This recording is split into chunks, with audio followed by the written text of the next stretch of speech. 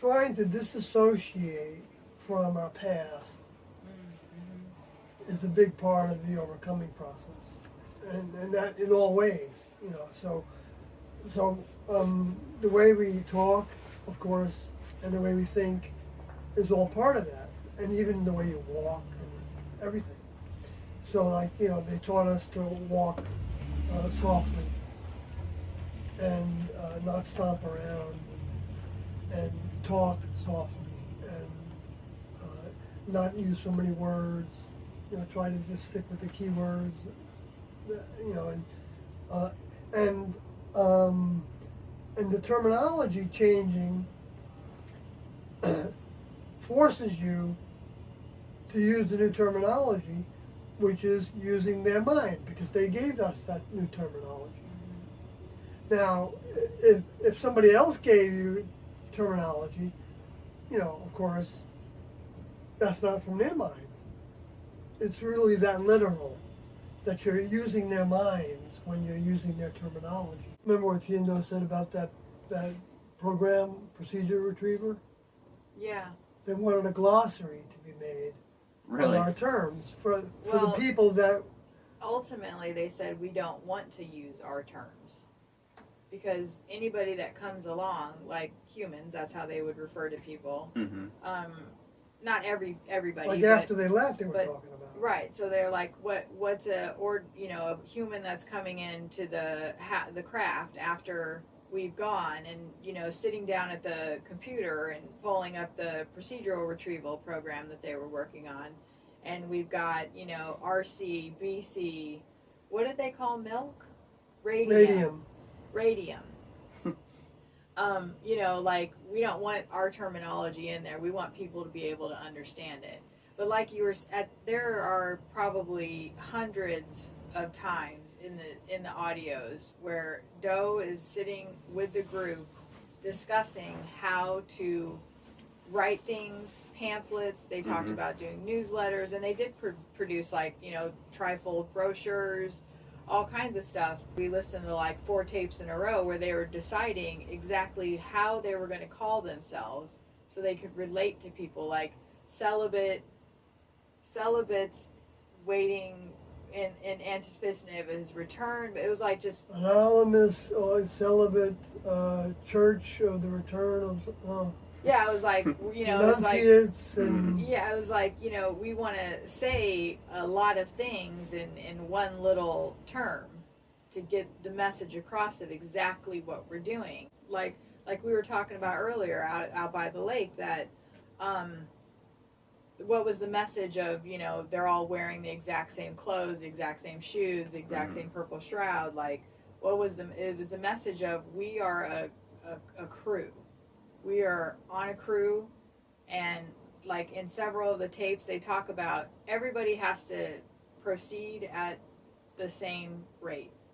We all, if you're falling behind, so to speak, in your growth of not acting like a next level member, not learning the ways, not connecting with the mind that you need to be connecting with and drawing it through you and acting out those ways, then maybe you don't need to be in the group, because you're keeping everybody else back at this spot on the mountain.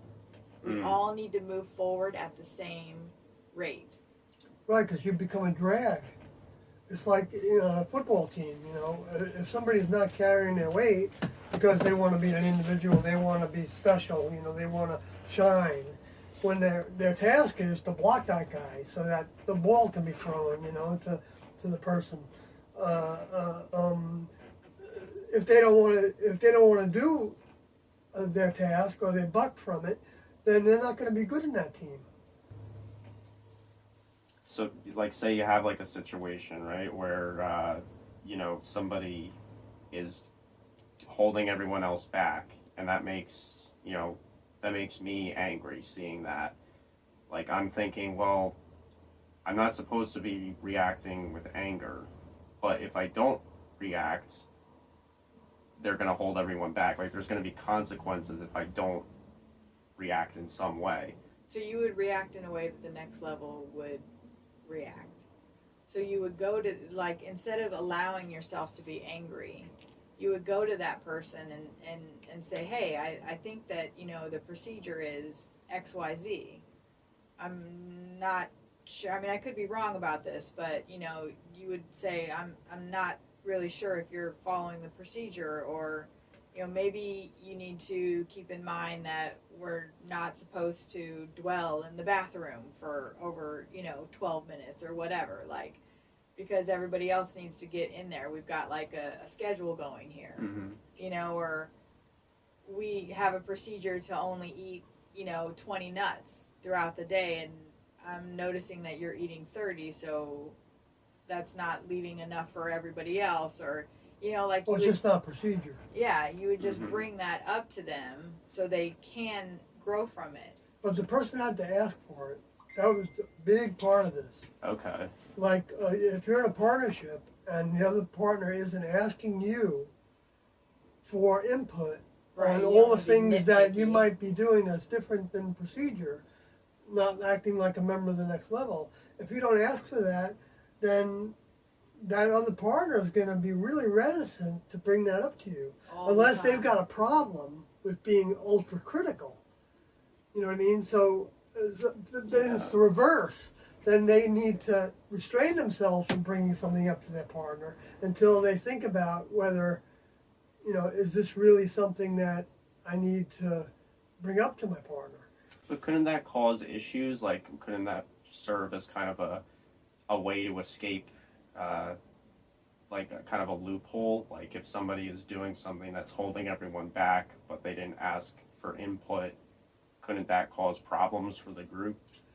Well, yeah, I mean, but then, you know, there's the degrees of all this. So, like for instance, this conversation we're having now made me reflect on when I was assigned to be on a crew that was going to do a video project in 1987 or 8, around there.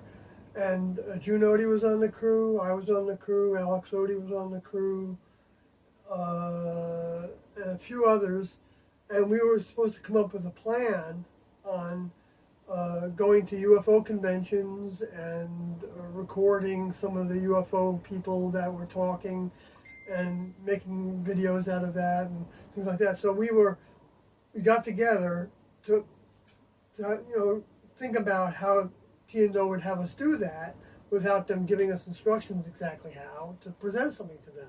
Mm-hmm. Okay, and I remember Alex Odie. Every time someone would come up with something, Alex Odie was like against it, and it got to the point to where we couldn't move ahead because somebody was being too rigid about. Even though he might have had good points, he was like getting agitated that we weren't listening to him, and so we didn't end up saying anything to him at that point, but I think Junodi, I think, probably reported that to Doe. That's the way it would happen a lot of times. Because nobody really wanted to create friction.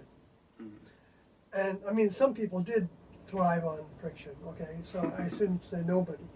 But, and they had to overcome that as well. And sometimes they would volunteer to be muted so that they wouldn't be actually offering any correction to anybody. They would volunteer, like, for themselves, like, say, I want you Yeah. to. They would say to Doe that, like Norody had that experience, to where she was hypercritical. She had a really keen mind. She really knew procedures, you know, but she was so rigid about them sometimes, and so that if you didn't follow it, every jot and tittle of it, to the way that she interpreted it, she was right on you. Now, if somebody could be that partner with her and handle it in the way the next level member would handle it and say, oh, thank you, Norody, for pointing that out. I'm going to try to correct that. You know, 'cause she might have a point, Mm-hmm. but if they could handle it, then they could get a lot of growth from that. If you were there, you had to already have like a pretty good stock of like determination, like ahead of time before you could commit to Oh, something yeah. like this. Yeah, that's true. It did. Those individuals in that group, you know, they look like they're kind of, you know, gentle and naive and whatever, you know, to a lot of people think about them, but they were all pretty stubborn and pretty opinionated sometimes, and also, thorough. They all had qualities, and they also had things that in the next level's mind were weaknesses in a crew mentality. So where is that line between the vehicle's identity and the soul or the mind that occupies it? Well, I think While you talk about that, I'll be right Like back. maybe it'd be more maybe I better if know, I I ask you know, like you know, uh, well, the line is like if somebody it's is whether a it came from class. T and O or not. Okay. Which could, it could include like what Jesus said, because Jesus was the same, from the same kingdom. I guess I meant more like the qualities. Like, could the qualities of like if somebody is a clown or if somebody's like funny, has a sense of humor, could they have a sense of humor in the next level too, or is that Yeah. just here? No. What we are here is what we would also carry into the next level, because the soul is actually uh,